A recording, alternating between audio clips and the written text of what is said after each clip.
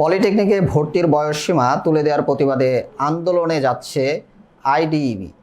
Polytechnic ইনস্টিটিউটে ভর্তির সময়সীমা তুলে দেওয়ার কঠোর আন্দোলনে যাচ্ছে institute of diploma engineers Bangladesh IDEB. তারা ঘোষণা দিয়েছে 2020-2021 শিক্ষাবর্ষে জারিকৃত ভর্তি নীতিমালা বাতিল বা সংশোধন না করলে আগামী সেপ্টেম্বর থেকে দেশব্যাপী আন্দোলনে যাবেন সদস্যরা। উক্ত বিষয় নিয়ে কথা বলেন সংগঠনের মহাসচিব প্রকৌশলী মোহাম্মদ শামসুর রহমান। তিনি বলেন, আমাদের দাবি 2019 সালের নীতিমালা অনুসারে শিক্ষার্থীদের ভর্তি করতে হবে, না হলে আগামী 5 সেপ্টেম্বর সংবাদ সম্মেলনের মাধ্যমে কঠোর আন্দোলনে যেতে বাধ্য হবেন ছাত্র শিক্ষকরা। মহাসচিব আরও বলেন, বয়স্ক শিক্ষার্থীদের সঙ্গে কোমলমতি শিক্ষার্থীদের ব্যাপক ফারাকের কারণে শ্রেণীকক্ষের ভারসাম্য নষ্ট হবে। এতে সামাজিক ও প্রশাসনিক সমস্যার সৃষ্টি হবে। নিয়মিত শিক্ষার্থী ও অভিভাবকরা শিক্ষার প্রতি আগ্রহ হারিয়ে ফেলবে। বাংলাদেশে কারিগরি শিক্ষাক্ষেত্রে পলিটেকনিক ইনস্টিটিউটে 4 বছর মেয়াদী ডিপ্লোমা ইঞ্জিনিয়ারিং কোর্স চলে। 4 বছর মেয়াদী এই ইঞ্জিনিয়ারিং কোর্সটি একটি রেগুলার ইঞ্জিনিয়ারিং কোর্স। এখানে 2019 সালে এবং তার আগেও ভর্তির নিয়ম ছিল কারেন্ট ইয়ার সহ আগের 2 বছর, অর্থাৎ 3 বছরের শিক্ষার্থী সরকারি পলিটেকনিক ইনস্টিটিউটে ভর্তি হতে পারে। এই বছর হঠাৎ করে শিক্ষা মন্ত্রণালয় কারিগরি শিক্ষা বোর্ডের ভর্তি কমিটির সিদ্ধান্তকে অগ্রাহ্য করে ফিল্ড লেভেলের কোনো শিক্ষক, অধ্যক্ষ অথবা অংশীজনদের কোনো মতামত ব্যতিরেকেই শিক্ষা মন্ত্রণালয় যে কোনো বয়সের শিক্ষার্থীদের ভর্তির সিদ্ধান্ত ঘোষণা করেছে। এটি বাংলাদেশের কারিগরি শিক্ষা, বিশেষ করে ডিপ্লোমা ইঞ্জিনিয়ারিং শিক্ষায় ব্যাপক ক্ষতির কারণ হবে। এই জন্য যে একই ক্লাসে 15-16 বছরের বাচ্চাদের সাথে 30-35-40 বছরের শিক্ষার্থীরা যদি একসঙ্গে বসে, এখানে বয়সের তারতম্যের কারণে একটা আনব্যালেন্স সিচুয়েশন সৃষ্টি হবে। আর এই বয়সের তারতম্যের শিক্ষার্থীদেরকে শিক্ষকদের পক্ষেও ক্লাস মেনটেন করা দুঃসাধ্য হয়ে যাবে। আর এই যে অনেক বয়সের শিক্ষার্থীদেরকে পলিটেকনিক ইনস্টিটিউটে ভর্তি করার কারণে আমাদের দেশের অভিভাবক এবং মেধাবী অর্থাৎ এই বছর পাশ করা শিক্ষার্থীদের মধ্যেও একটা বিরূপ মনোভাবের সৃষ্টি হবে এবং একটা নেগেটিভ ধারণা সমাজ ব্যবস্থায় যাবে, যেটা বয়স্কদের শিক্ষা প্রতিষ্ঠান। সেই কারণে এই কারেন্ট পাশ করা ছেলে মেয়েদের আগ্রহ কমে যাবে। আর আমাদের অতীত অভিজ্ঞতায় বলে 80-90-এর দশকে কিছু বয়স্ক শিক্ষার্থী ছিল। তখন আমরা লক্ষ্য করেছি যে পলিটেকনিক ইনস্টিটিউটগুলোতে সবসময় আনরেস্ট থাকতো, সন্ত্রাস, চাঁদাবাজি, অপরাজনীতি, এগুলোর কারণে শিক্ষা প্রতিষ্ঠানের পরিবেশ নষ্ট হয়েছে, অনেক সময় খুন খারাপি পর্যন্ত হয়েছে। আমাদের সেই অভিজ্ঞতার আলোকে কারিগরি শিক্ষা, যেখানে মাননীয় প্রধানমন্ত্রী জননেত্রী শেখ হাসিনা এর ব্যাপক সম্প্রসারণ এবং মান উন্নয়নের পদক্ষেপ গ্রহণ করে অনেকগুলো প্রকল্প গ্রহণ করেছে, সেগুলো বাস্তবায়ন করার মধ্য দিয়ে বর্তমানে এই শিক্ষাটা একটা জনপ্রিয়তা পাচ্ছিল। হঠাৎ করে এই সিদ্ধান্ত দেওয়ার কারণে জনমনে, সমাজ ব্যবস্থায় সকল মহলের কাছে একটি প্রশ্নের উদ্রেক হয়েছে যে কেন বয়স্কদের প্রয়োজন হলো। শিক্ষা মন্ত্রণালয় বলে থাকে যে গত বছর সরকারি ইনস্টিটিউটে 5,000-এর মতো শূন্য সিট খালি ছিল, সেটাকে তারা মেকআপ করতে চায়। এটাও একটি ভুল ধারণা, কারণ 5,000 সিট খালি যেটা ছিল সেটা অন্য কারণে। কতগুলো অপ্রচলিত ডিপার্টমেন্ট চালু করেছে, বিগত 8টি ব্যাচ বের হয়েছে, তারা কোনো চাকরি পাচ্ছে না, তাদের কর্মের সংস্থান হচ্ছে না।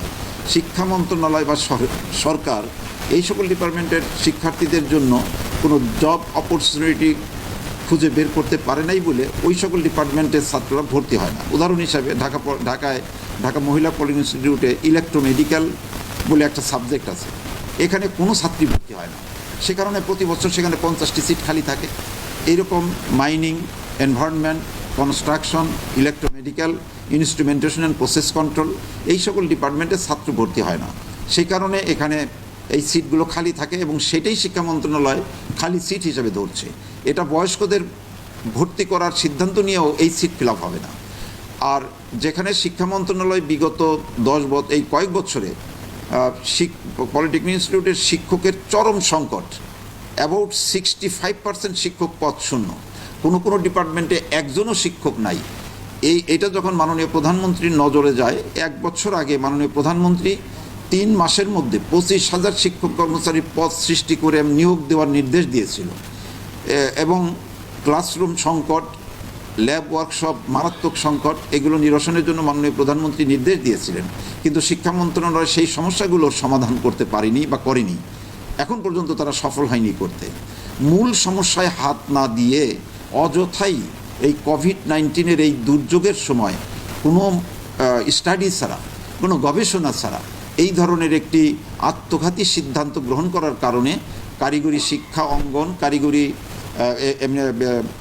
কারিগরি শিক্ষা অঙ্গন সহ আমাদের ইঞ্জিনিয়ারিং সেক্টরে একটি আনরেস্ট দেখা দিয়েছে।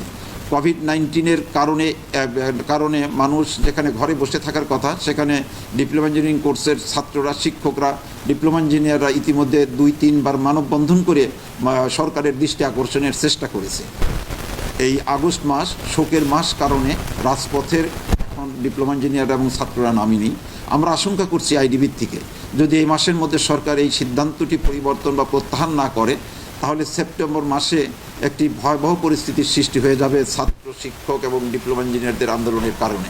ইনস্টিটিউশন অফ ডিপ্লোমা ইঞ্জিনিয়ার্স চায় শিক্ষা মন্ত্রণালয় যদি এই ব্যাপারটি নিয়ে আরেকবার আলোচনায় বসতো আমাদের সাথে, আমরা নিশ্চয়ই এর একটা সমাধান বের করতে পারতাম। আমরা কিন্তু বয়স্কদের শিক্ষার বিপক্ষে অবস্থান নিই। আমরা আইডিবির থেকে বলেছি যদি বয়স্কদের শিক্ষা দিতে হয় তাহলে ইভিনিং শিফটে এদেরকে করা যেতে পারে, সেপারেট করে, অর্থাৎ রেগুলার ছাত্রদের সাথে একসঙ্গে না বসিয়ে আলাদা একটা শিফট, ইভিনিং শিফট হিসাবে চালু করে এদেরকে পড়ানো যেতে পারে, অথবা একটা বা 2-3টা পলিটেকনিক ইনস্টিটিউটকে আলাদা করে সেখানে বয়স্কদের পড়ানো যেতে পারে। এইভাবে আমরা বয়স্কদেরও যদি আগ্রহী হয় তাদেরকে অবশ্যই পড়ানো যেতে পারে ইভিনিং শিফটের মাধ্যমে, যাতে আমাদের কোমলমতি ছাত্রদের সাথে তাদের একই ক্লাসে না বসতে হয়। এটা একটা সামাজিক সংকট সৃষ্টি করবে। আমরা আশা করব শিক্ষা মন্ত্রণালয় এ মাসের মধ্যেই এই সিদ্ধান্তটি তারা সংশোধন করবেন, অথবা আমাদের সাথে বসে এটা আলোচনা করেও একটা সমাধানে পৌঁছা সম্ভব, এটা আমরা বিশ্বাস করি। আর কিছু বলবেন?